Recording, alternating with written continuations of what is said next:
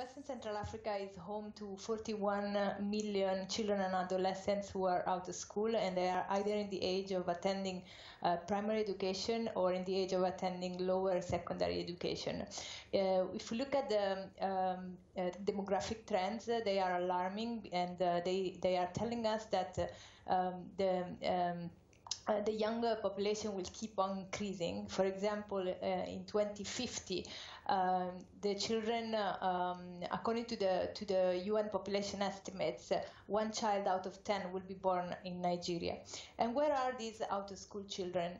The burden of the out-of-school children in the region ranges from countries like Sao Tome, Principe, and Cape Verde that have 5% of the school-age population out of school, to cases like Liberia that have over 60% of the out-of-school population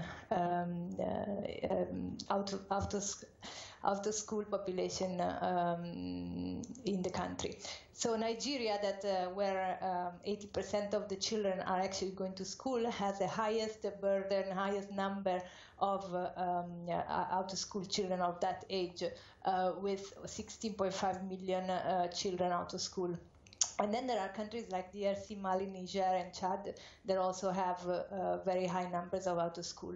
And from a UNICEF perspective, what is alarming is that it is the most vulnerable children that are actually at risk of dropping out of school or in this group of out of school children.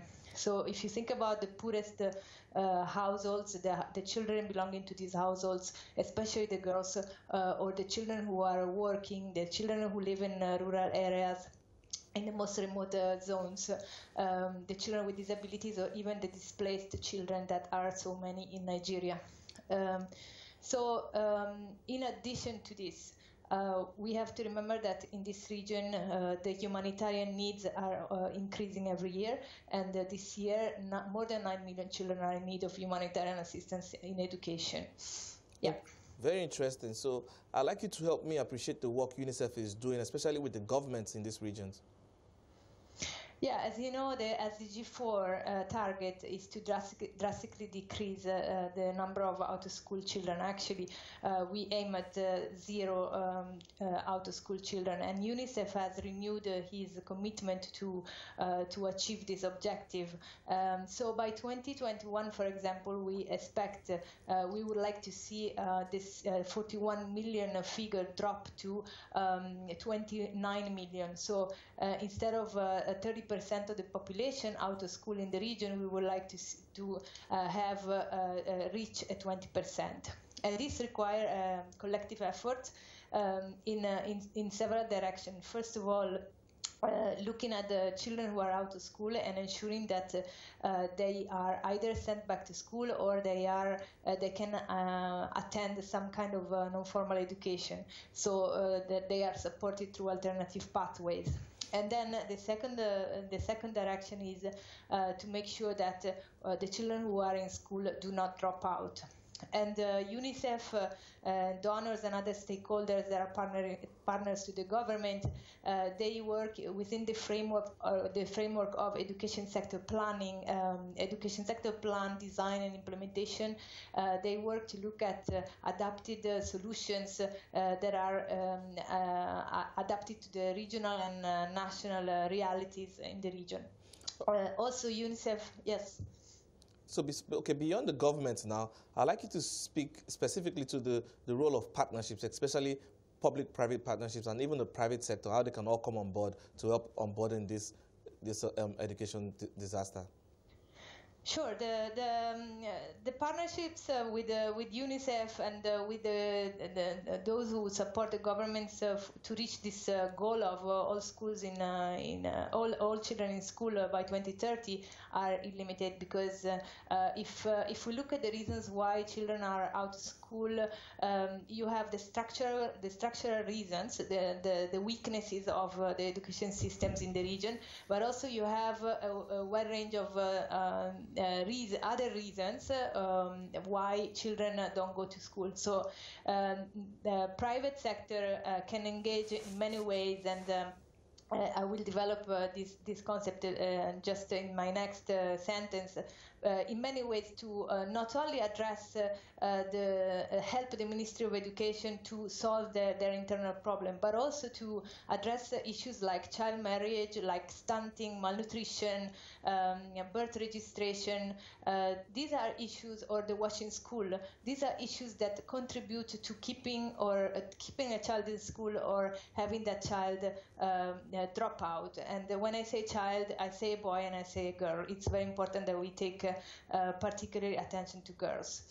So when it comes to private sector, there are several ways that private companies can support education, and also all these other areas that contribute to maintaining children in school.